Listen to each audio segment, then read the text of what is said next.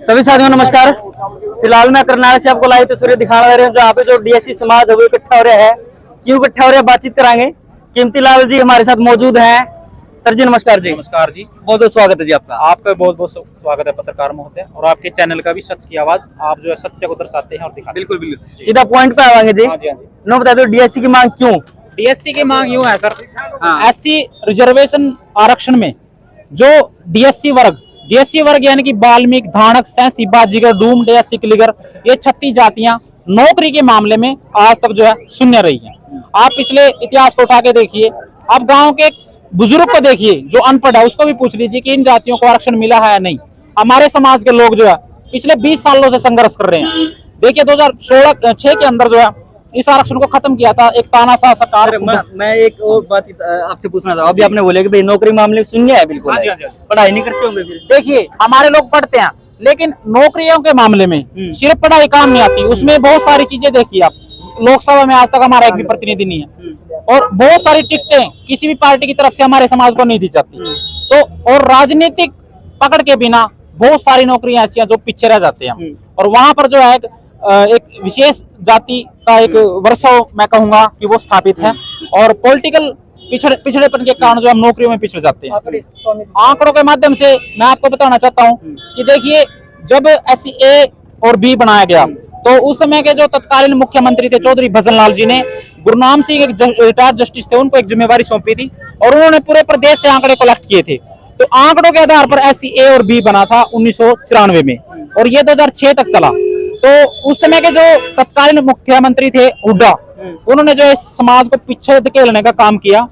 उसी पिछड़ेपन को दूर करने के लिए हमारे बहुत सारे योद्धा, डॉक्टर सुखदेव कबीर जी, पूरे प्रदेश से भगत राम लडवाल जी, ऐसे बहुत सारे योद्धा, मैं नाम नहीं गिना पाऊंगा आपको, कि जिन्होंने जो लगातार संघर्ष किया, धरने किए, प्रदर्शन किए, गिरफ्तारियां भी दी, जेलें भी काटी हैं सुखदेव कबीर डॉक्टर साहब जैसे साथियों ने। तो उसी आरक्षण की मांग को लेकर आज करनाल में हम सभी जातियों के लोग एकत्रित हुए हैं। हमारी सिर्फ एक ही मांग है बीजेपी सरकार से कि हम आपको तीसरी बार, हम वादा करते हैं समाज कि हम आपको तीसरी बार प्रदेश में लाने का काम करेंगे यदि आप हमें जो है डीएससी आरक्षण जिस प्रकार से आपने शिक्षा में दिया उसी प्रकार से हमें आप नौकरी में दीजिए। हम आपको दावे से कह सकते हैं कि पूरे विधानसभा क्षेत्र 90 के 90 में प्रत्येक विधानसभा क्षेत्र में हमारी 25 से 30 हजार वोट है हमारी जातियों की। हम आपको जो है हारने नहीं देंगे यदि आप हमारे हक और अधिकार को हमें देते हो। बहुत सारे लोगों का यह भी कहना है जी कि आपसे भाईचारा जो वो खराब होने लग रहा है। देखिए भाईचारा तो हमारा पहले खराब था, यदि हमें हमारा हक मिलता है तो हम भाईचारा बना के दिखाएंगे आपको, और हमारा कोई भाईचारा खराब नहीं। हमारा भाईचारा सिर्फ इसलिए ही खराब होता है कि हमारा हक खाया जा रहा है, और शेर और बकरी का भाईचारा थोड़े होता है। अभी आपने कीमती लाल को सवाल किया कि शिक्षा की बात, अगर शिक्षा की बात करें हमारे बच्चे बहुत इंटेलिजेंट हैं और 92%, मगर दयनीय आर्थिक स्थिति की वजह से हमारे बच्चे ट्यूशन वगैरह नहीं ले पाते। और बहुत शेर और बकरी शुरुआती दौर में जब जिन लोगों को अधिकार ज्यादा मिले हैं या नौकरियां ज्यादा मिली है, जो आर्थिक उभार ले चुके हैं, वो शेर के रूप में हैं, और 42 जातियां ऐसी हैं जो आज तक आर्थिक संकट में हैं और उनका समान उनको वो जो है आरक्षण नहीं मिल पाया है, इसलिए वो पिछड़ गए हैं वो लोग। और शेर और बकरी का कभी भाईचारा नहीं होता है, यही मैं आपको बताना चाहता हूं। अभी मैं जो आपने पूछा जिस बात की मैं बात कर रहा हूं, आर्थिक दयनीय स्थिति की वजह से बहुत सारी जातियां ऐसी हैं जिन जातियों में आज भी आर्थिक संकट है। वो अपने बच्चों को समय पे ट्यूशन अच्छे स्कूल्स में, जिस गरीब का बच्चा सुबह अखबार बेच के स्कूल जाएगा, आगे मम्मी के पास घास फूस करानी पड़ती है, अगर वो बच्चा इंटेलिजेंट है फिर भी उसको सुविधाएं ना मिलती है, इसीलिए वो बच्चा जो है शिक्षा में पिछड़ जाता है। अगर हमें ये लागू हो जाता है तो हमारे बच्चे भी समान नौकरियां लेंगे।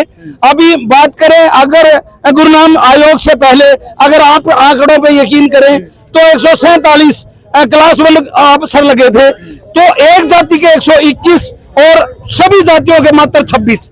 अगर 121 और 26, जो 121 है वो अपने बच्चों को कोटा पढ़ा सकते हैं, दिल्ली पढ़ा सकते हैं, मगर वो जो 21 लोग हैं, बहुत सारे ऐसे लोग हैं जो अपने बच्चों को समय पे ना ट्यूशन दिलवा सकते हैं। अगर एक बच्चा इंटेलिजेंट है और वो मैथ करना चाहता है, उसका मैथ कमजोर है और वो मैथ में ट्यूशन लेना चाहता है, दैनिक आर्थिक स्थिति की वजह से बच्चा ट्यूशन नहीं ले पाता है, जिस वजह से वो पिछड़ जाता है। तो हमारा ये मानना है जब गुरनाम आयोग और 94 में और 2006 तक जब चौधरी भजनलाल जी ने इसको लागू किया तो उन्होंने आंकड़े एकत्रित करवाए थे, आंकड़े एकत्रित करवाए गए तभी तो ये लागू किया गया था। फिर 99 मतलब 2004 तक चौधरी चौटाला सरकार भी रही, उन्होंने भी इसके साथ छेड़छाड़ नहीं किया और कुछ लोगों ने इसके साथ छेड़छाड़ किया। अब चेन्नैया जी की जो रिपोर्ट थी वो 5 जज की थी, उसमें 3 ने समर्थन दिया SC-B का और 2 ने दिया SC-A का। सुनिए, पूरी बात सुनिएगा।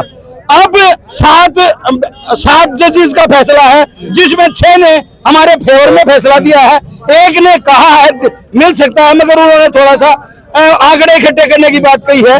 तो आंकड़े तो 1994 से 2006 तक जो लगा है, आंकड़े तो उसमें एकत्रित हैं और बहुत सारी जातियां हैं। अब डूम जाति है, डूम जाति को जब से ये भारत आजाद हुआ आज तक मात्र 117 नौकरियां लगी है।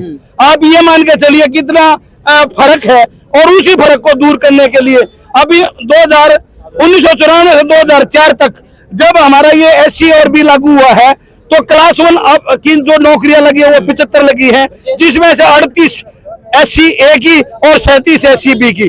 अगर हम पढ़े लिखे नहीं थे तो 38 जो क्लास 1 अफसर लगे हैं वो बिना पढ़े थोड़ा ही लग गए।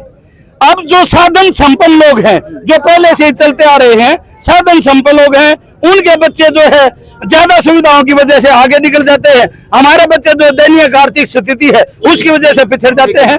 शिक्षा का स्तर हमारे समाज में कम नहीं है। अपने बारे में बताइए। मेरा नाम बंशीलाल है, मैं गांव भोर का रहने वाला हूं और डूम समाज से हूं, और हम चाहते हैं कि हमारा डूम समाज भी DSC के साथ मिलकर लड़ाई लड़ रहा है। मैं अध्यापक हूं और शिक्षित हूं। शिक्षित होने के नाते मेरा फर्ज है, मैंने सारी उम्र पढ़ाई की है, मेरी अपनी एक टीस है। हमारे समाज का कभी मेरे को कोई लेक्चरर नहीं मिला, हमारे समाज का कोई डॉक्टर नहीं है, हमारे समाज का कोई इंजीनियर नहीं है, और आज तक 1947 से लेकर आज तक हमारे समाज में मात्र 3 क्लास 2 अफसर बने हैं।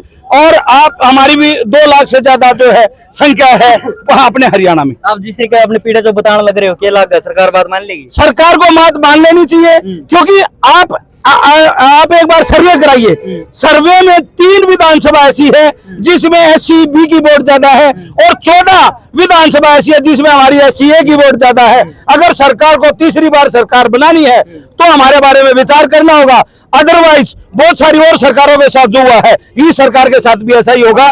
हमारी DSC जो है वो एकता है, और हमारी DSC एकता जो है जिंदाबाद है, थी और रहेगी। 18 साल से जो हम लड़ाई लड़ रहे हैं, अगर हमारे हकों का हनन किया जाएगा तो हम इसी प्रकार से अपनी लड़ाई जारी रखेंगे। इन्हीं शब्दों के साथ जय DC SC-A जिंदाबाद।